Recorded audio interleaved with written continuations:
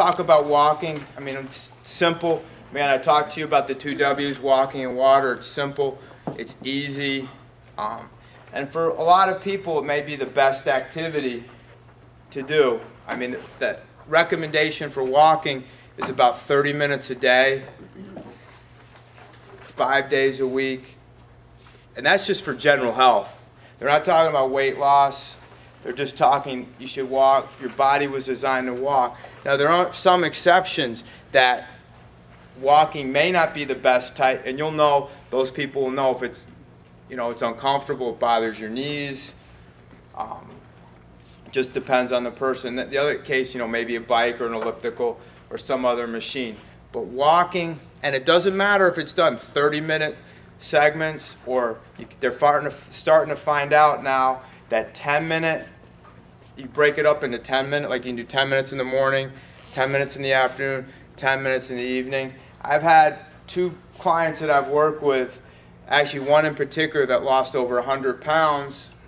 He's type 2 diabetic. I mean, he started doing it because he had diabetes, changed his diet, but he walked for an hour a day. You know, but he couldn't, he only got to a certain point. So that's just one piece of the puzzle, okay? It helped him lose 100 pounds. He still wanted to lose 10 or so. Walking is, you know, could be the best exercise for you. It's recommended by a lot of experts. One of the reasons why they say you should exercise, start walking, is because it's safe. You know, if I told you you got to go to the gym and lift weights, some people are a little hesitant because you might get hurt, or a lot of people, you know, it's just really simple.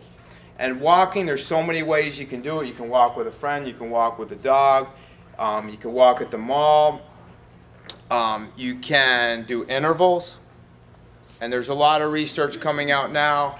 It's really nothing new, it's just more information showing that interval training may be more time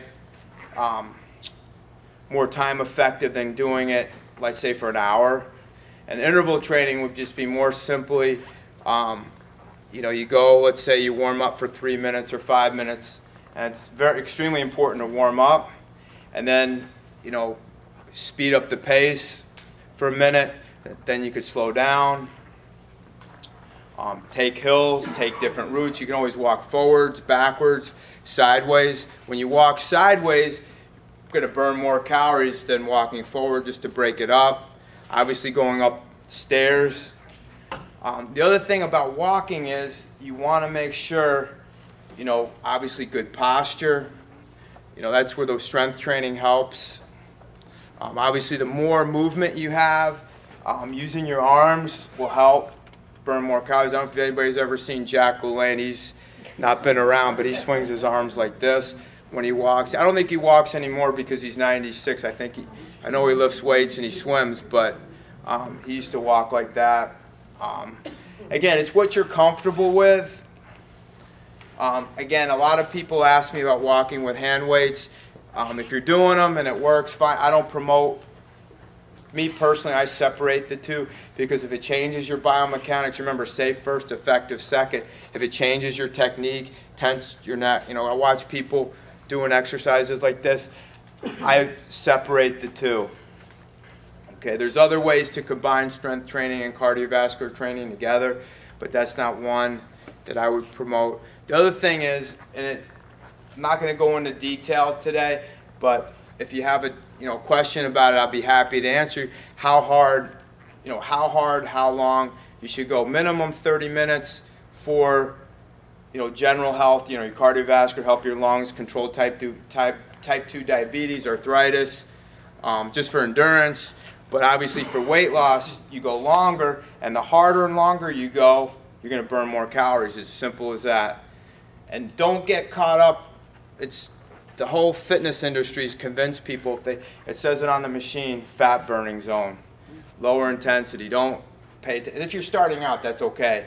But that fat burning zone, yeah, you're only utilizing fat as energy, but the thing is, over the long term, again, the harder and longer you go, you're going to burn mostly energy. You will burn some fat, but over the long term, they're finding you're burning more calories if you go at a higher intensity. So don't you watch people, oh, I was just following, the fat, I was just pedaling along Okay, so harder and longer. The other thing I was getting at is how hard you push yourself is if you can get an accurate heart rate. If you go by your target heart rate,